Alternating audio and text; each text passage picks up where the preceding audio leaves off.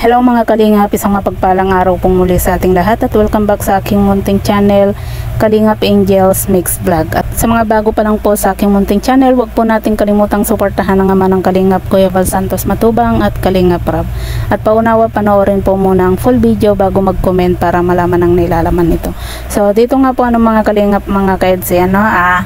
bibigyang reaction lang po natin itong si Kuya, na kung saan sinabi nga po niyang pangit itong si Viancy at tinawanan pa at dito nga po kay Kuya, kung makapanglait naman dito kay Viancy, hindi muna nagsalamin para naman makita muna niya yung kanyang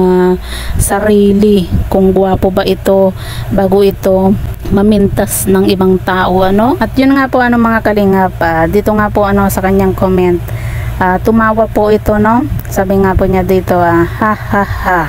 pangit ka naman talaga, sabi po niya dito kay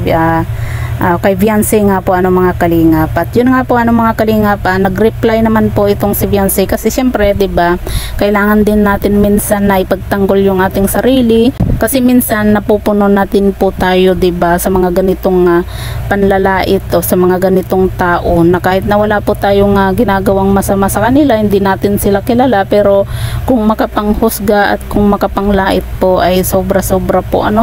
At yun nga po mga kalingap, sabi nga po ni Viancy nga po dito sa kanyang reply, magalang pa rin naman po itong si Viancy sa kanyang reply nga po, at tumawad din po ito, kumbaga tinawanan na lang din po ni Viancy nga po yung kanyang reply dito kay Kuya nga po, na nagsasabing pangit itong si Viancy sabi po ni Viancy, ha ha ha, opo, kaya nga po lalo po pag umiyak para po akong unggoy, sabi po niya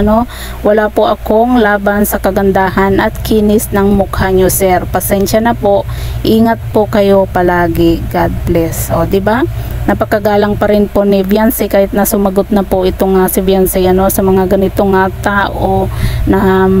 mapanglait sa kapwa, at hindi nila tinitingnan kung gwapo ba sila, maganda bago sila manglait kakatawa lang mga kalingap, kasi yung mga nanglalait dito kay Viancy mas pangit pa sila mas pangit pa po sila kesa dito kay Viancy na nilalait po nila Hindi po natin alam bakit na galit dito itong si Kuya sa mga magaganda, kasi alam naman natin na itong si Viancy maganda, di ba? Or inggit na inggit lang ito, di ba? Siguro iniwan yata ng girlfriend itong si Kuya, kaya ganito na lang siya, kung wala na yata magawa sa buhay kaya pati itong si Viancy sinasabi niyang pangit, naduduling na po yata itong si Kuya kasi hindi marunong tumingin kung ano ang pangit at maganda, di ba? At yun nga po mga kalingap, good job po dito si Viancy nga po kasi siyempre kailangan din po ipagtanggol minsan ni Viancy yung sarili po niya, di ba? Hindi naman po pwede na lagi na lang po siyang manahimik nga po.